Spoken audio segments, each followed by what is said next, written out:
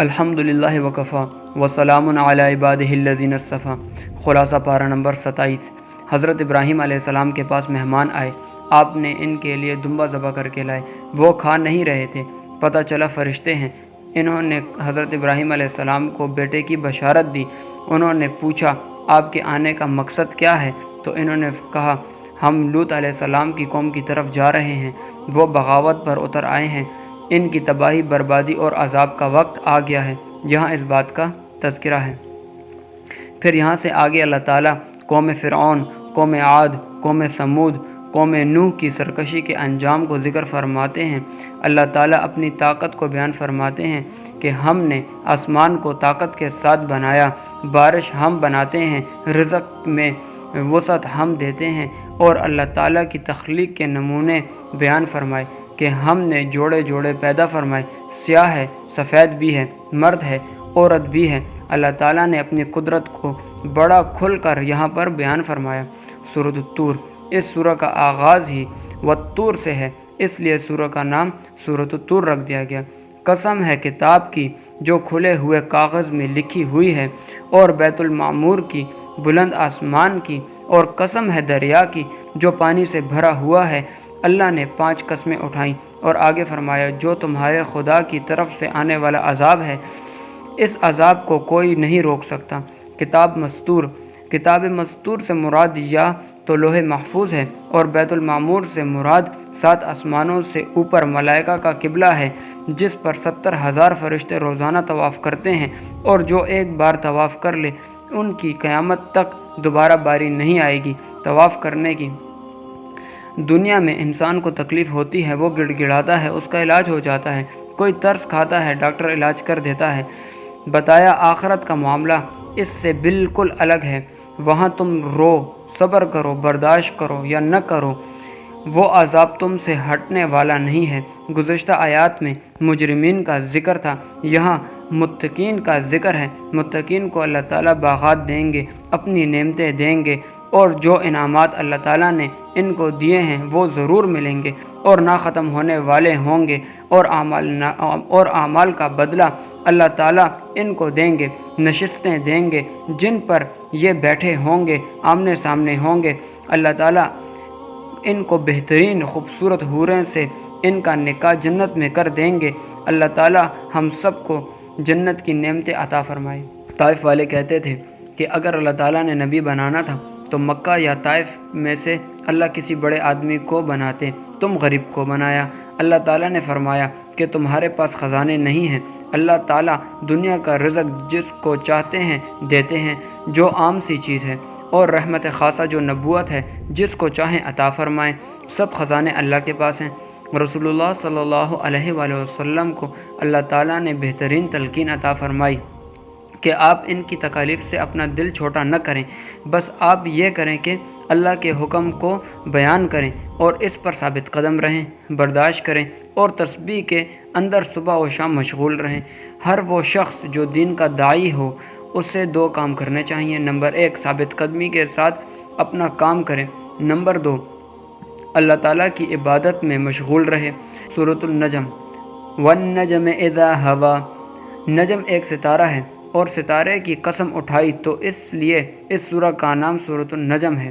اللہ تعالیٰ سمجھا رہے ہیں کہ جس طرح ستارہ روشن ہے، اس سے روشنی لیتے ہیں، اسی طرح میرا پیغمبر بھی روشن ستارہ ہے، اس سے رہنمائی لو۔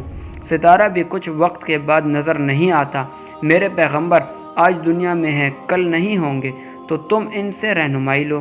یہاں یہ بات طے ہو گئی کہ قرآن مجید حجت ہے، اور اسی طرح حدیث پاک بھی حجت ہے۔ پیغمبر کا جو کلام، جو وحی ہے، وہ اپنی مرضی سے نہیں ہے۔ قرآن کریم بھی حجت اور وحی بھی حجت۔ مشرکین اعتراض کرتے کہ حضرت جبرائیل علیہ السلام نبی کریم صلی اللہ علیہ وآلہ وسلم کے پاس انسانی شکل میں آتے تو آپ کو کیسے پتہ چلتا کہ یہ فرشتہ ہے؟ تو فرمایا گیا کہ پیغمبر کو اللہ پر یقین ہوتا ہے، اور دوسرا نبی پاک صلی اللہ علیہ وآلہ وسلم نے حضرت جبریل امین کو دیکھا ہے۔ ایک مرتبہ دیکھنے کی فرمائش کی اور دوسری مرتبہ معراج کے موقع پر جب اصلی شکل میں دیکھ لیا تو پھر کیا الجھن رہ گئی۔ یہاں معراج کا ذکر کیا کہ رسول اللہ صلی اللہ علیہ وآلہ وسلم معراج کی رات تشریف لے گئے۔ ہم معراج کی رات رسول اللہ صلی اللہ علیہ وآلہ وسلم کا جسد عطر کے ساتھ جانا اس کو برحق مانتے ہیں، اور کوئی شخص معراج جسمانی کا انکار کرتا ہے تو وہ مسلمان نہیں رہتا۔ مشرکین نے لات، عزا اور منات یہ 3 بتوں کو خدا بنا رکھا تھا۔ اللہ تعالیٰ فرماتے ہیں کہ دیکھو تم نے انہیں خدا بنا رکھا ہے اور اللہ کے لیے تم عورتوں کو خدا بناتے ہو، حالانکہ اللہ تعالیٰ تو بیٹیوں سے بھی پاک ہے، بیٹوں سے بھی پاک ہے۔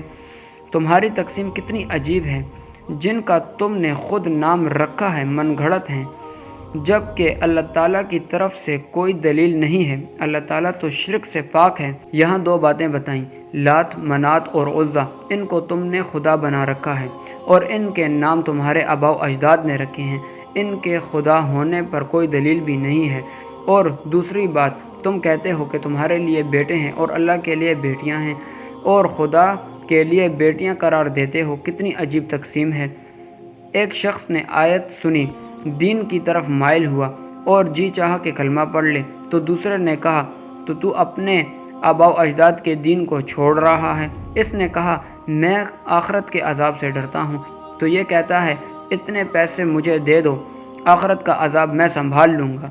اللہ تعالیٰ فرماتے ہیں کیسے بچوں والی حرکتیں کرتے ہو، اللہ تعالیٰ کا عذاب آئے گا تو کیا کوئی اس سے کو ٹال سکتا ہے؟ تم کیا کم عقلی والی باتیں کرتے ہو؟ جو دنیا میں اتنا محتاج ہو تو قیامت کے عذاب میں کیسے بچ سکتا ہے؟ آیت سجدہ عربی میں کوئی پڑھے یا سنے تو دونوں پر سجدہ تلاوت واجب ہوتا ہے۔ آیت سجدہ نازل ہوئی، جب یہ نازل ہوئی تو رسول اللہ صلی اللہ علیہ وآلہ وسلم کے ساتھ صحابہ کرام موجود تھے، اور جب آپ نے تلاوت فرمائی تو مجمع عام کے اندر آپ سجدے میں چلے گئے۔ سورۃ القمر، چونکہ اس سورت میں چاند کا تذکرہ ہے اس لیے اس سورت کا نام سورۃ القمر ہے۔ رسول اللہ صلی اللہ علیہ وآلہ وسلم منا میں تھے، رات کا وقت تھا، مشرکین نے آپ سے معجزہ نبوت طلب کیا، آپ نے انگلی مبارک سے اشارہ کیا، چاند کے 2 ٹکڑے ہو گئے، ایک مشرق اور ایک مغرب میں، لیکن یہ پھر بھی نہیں مانے۔ اس بات کو جادو کہہ کر انہوں نے انکار کر دیا۔ پھر آگے نوح علیہ السلام کا ذکر فرمایا کہ ان کی قوم ان کی بات نہیں مانتی تھی اور ان کو جھٹلاتی تھی۔ آگے پھر کئی قوموں کا ذکر کیا، قوم عاد کا ذکر کیا اور قوم لوط کا ذکر کیا مسلسل۔ یہ وہ لوگ تھے جو اپنے نبیوں کی باتوں کو جھٹلا رہے تھے۔ ان قوموں کا اللہ تعالیٰ نے بار بار ذکر فرمایا۔ اللہ تعالیٰ فرماتے ہیں کہ قرآن ہم نے بہت آسان نصیحت کے لیے نازل فرمایا ہے اور اس قرآن سے عبرت حاصل کرو۔ پھر آگے اللہ تعالیٰ مجرمین کے عذاب کا اور جہنم کا تذکرہ کرتے ہیں کہ یہاں گمراہ ہیں، آخرت میں جہنم میں ہوں گے، متقین باغات کے اندر ہوں گے، اللہ کے ہاں بہت قریب ان کا مقام ہوگا۔ اللہ تعالیٰ ہمیں متقین کی فہرست میں شامل فرمائے اور مجرمین سے محفوظ رکھے۔ سورۃ الرحمن، اس سورہ کا آغاز ہی الرحمن سے ہو رہا ہے، اس لیے اس سورہ کا نام سورۃ الرحمن ہے۔ مشرکین رحمان کے نام سے واقف تو تھے، لیکن یہ سب زیادہ معروف نہیں تھا۔ وہ کہتے ہیں رحمان کیا ہے؟ رحمان کون ہے؟ جس نے قرآن سکھایا۔ کس کو؟ رسول اللہ صلی اللہ علیہ وآلہ وسلم کو۔ یہ اتنا واضح تھا کہ بتانے کی ضرورت بھی نہیں تھی کہ کس کو قرآن سکھایا۔ اللہ تعالیٰ نے جن اور انس ان کو خطاب فرما کر اپنی بہت ساری نعمتوں کا ذکر فرمایا اور بار بار فرمایا فَبِأَيِّ آلَاءِ رَبِّكُمَا تُكَذِّبَانِ، بتاؤ تم کون کون سی اللہ کی نعمت کو جھٹلاؤ گے۔ خدا نے کتنی نعمتیں عطا فرمائیں، کچھ نعمتیں ذکر فرمائیں کہ دیکھو اللہ تعالیٰ نے تمہارے لیے کھیت کو پیدا فرمایا، اللہ نے مشرق اور مغرب کو پیدا فرمایا، اللہ نے دریا کو پیدا فرمایا، دونوں کے درمیان پردے کو حائل فرمایا۔ پھر آگے اللہ نے فرمایا کہ سب نعمتیں ختم ہو جائیں گی، صرف اللہ کی ذات باقی رہ جائے گی۔ پھر آگے اللہ تعالیٰ جن اور انس کو خطاب کرتے ہوئے فرماتے ہیں کہ تم کتنے کمزور ہو، تم طاقت لگا لو آسمان اور زمین سے نکلنے کی، تم نہیں نکل سکتے۔ اس وقت سے بچو جب تم جہنم کا ایندھن بن جاؤ۔ پھر آگے مسلسل جنت کی نعمتوں کا ذکر فرمایا، آمنے سامنے بیٹھے ہوں گے، حوریں ان کو ملیں گی، باغات ان کو ملیں گے، باغات اس قسم کے ہوں گے، حوروں کی صفتیں یہ ہوں گی، خیموں کے اندر بند ہوں گی، نگاہیں جھکی ہوں گی، لؤلؤ مرجان کی طرح ہوں گی، سب نعمتیں اللہ نے ذکر فرمائیں اور ہمیں ترغیب دی گئی کہ ہم ان شریعت کے مطابق عمل کریں تاکہ تمام نعمتیں اللہ تعالی ہمیں بھی عطا فرمائے۔ سورۃ الواقعہ۔ اذا وقعت الواقعہ، جب واقعہ ہو جائے گی، واقعہ ہونے والی۔ الواقعہ کا ذکر ہے اس لیے سورہ کا نام سورۃ الواقعہ ہے۔ اللہ تعالیٰ نے قیامت کی حقانیت کو بتایا، قیامت آئے گی اور قیامت کو آ کر ہی رہنا ہے، اس میں کوئی شک نہیں ہے۔ پھر آگے اللہ تعالیٰ نے تذکرہ فرمایا کہ تم 3 جماعتیں ہو، ایک تو مقربین بہت اعلیٰ درجے کی، اور ایک اصحاب الیمین جو نیک لوگ ہیں چھوٹے درجے کے ہیں، اور ایک کفار جو تکذیب کرنے والے ہیں۔ جو مقربون ہیں فرائض واجبات یعنی گناہوں سے بچنا اور نوافل کا اہتمام کرنا، ان کے لیے اللہ تعالیٰ نے نعمتیں بہت بڑی بیان فرمائی ہیں۔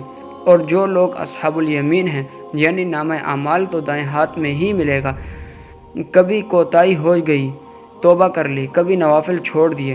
پھر جو ان سے نچلے درجے کے، اللہ تعالیٰ ان کو بھی نعمتیں عطا فرمائیں گے، ان کی نعمتیں ان سے نچلے درجے کی ہوں گی۔ اور اس کے بعد اصحاب الشمال، جن کو بائیں ہاتھ میں نامہ اعمال ملے گا، جو کافر ہوں گے، اللہ معافی فرمائے، یہ تو گرم پانی میں کھولتے ہوئے پانی میں دھوئیں کے اندر ہوں گے۔ اللہ سے دعا مانگنی چاہیے کہ اللہ تعالیٰ ہمیں مقربین میں شامل فرمائے۔ آگے اللہ تعالیٰ نے بطور خاص 4 نعمتوں کا ذکر فرمایا۔ دیکھو تخلیق انسانی، دیکھو جس نطفے سے انسان پیدا ہوتا ہے، اس نطفے کو پیدا کون کرتا ہے؟ وہ کھیتی، تم تو دانے بوتے ہو، اس کو اگاتا کون ہے؟ یہ بتاؤ پانی میٹھا پینے والا تمہیں کون دیتا ہے؟ اور یہ بتاؤ جو تم آگ جلاتے ہو سبز ٹہنی سے، یہ تمہیں کون دیتا ہے؟ اللہ نے نعمتوں کا ذکر فرمایا۔ پھر آگے اللہ تعالیٰ نے فرمایا قسمیں اٹھا کر کہ یہ قرآن جو بزرگی والا ہے، جو کہ لوح محفوظ میں ہے، اس کو کوئی بھی ناپاک شخص ہاتھ نہیں لگا سکتا۔ ایک تو ملائکہ کا مسئلہ ہے، وہ تو ہیں ہی پاکیزہ، اور دنیا میں بھی قرآن مجید کو بغیر وضو کے ہاتھ لگانا جائز نہیں۔ اور جب انسان کی موت کا وقت آتا ہے تو اللہ تعالیٰ فرماتے ہیں کہ ہم تم سے بھی زیادہ اس کے قریب ہوتے ہیں، ہم جانتے ہیں کہ اس کی روح کیسے نکلتی ہے۔ پھر آگے اللہ تعالیٰ نے اہل جنت کے لیے انعامات کا ذکر کیا، خوشبوئیں ملیں گی، ہوائیں ملیں گی، جنتیں ملیں گی، نعمتیں ملیں گی۔ اللہ تعالیٰ نے بار بار قرآن میں اس بات کا تذکرہ فرمایا۔ اللہ تعالیٰ ہمیں بھی نعمتیں عطا فرمائے۔ سورۃ الحدید۔ حدید کہتے ہیں لوہے کو۔ اس سورہ میں لوہے کا ذکر ہے اس لیے سورہ کا نام سورۃ الحدید ہے۔ اللہ اول حقیقی ہے، اس سے پہلے کوئی نہیں۔ اللہ آخر حقیقی ہیں، اللہ کے بعد کوئی نہیں۔ اللہ ظاہر بھی ہیں، اللہ باطن بھی ہیں۔ ظاہر علامات نشانیوں کے اعتبار سے، اور باطن اللہ تعالیٰ کی ذات مخفی ہے۔ اللہ کے راستے میں مال خرچ کرو۔ آسمان و زمین کا اللہ مالک ہے، رزق کا مالک ہے۔ اللہ جتنا چاہتے ہیں تمہیں عطا فرماتے ہیں۔ رزق اللہ نے دیا، خرچ کرنے سے کم نہیں ہوتا اور بڑھتا ہے۔ پھر یہ بتایا کہ جو لوگ فتح مکہ سے پہلے ایمان لائے، خرچ کیا، جہاد کیا، وہ افضل ہیں ان سے جو فتح مکہ کے بعد کلمہ پڑھ کر مسلمان ہو رہے ہیں۔ مومنین کا ذکر فرمایا۔ جب وہ پل صراط کی طرف جائیں گے، ان کا نور سامنے بھی ہوگا، دائیں جانب بھی ہوگا۔ مومن اور منافق دونوں پل صراط کی طرف بڑھیں گے تو منافق بھی پیچھے سے آئیں گے اور کہیں گے ہمیں بھی اپنے ساتھ لے چلو۔ مومن پیچھے دیکھیں گے تو منافق اور مومن کے درمیان ایک دیوار حائل ہو جائے گی اور منافق اندھے ہو کر اس جہنم میں گر جائیں گے۔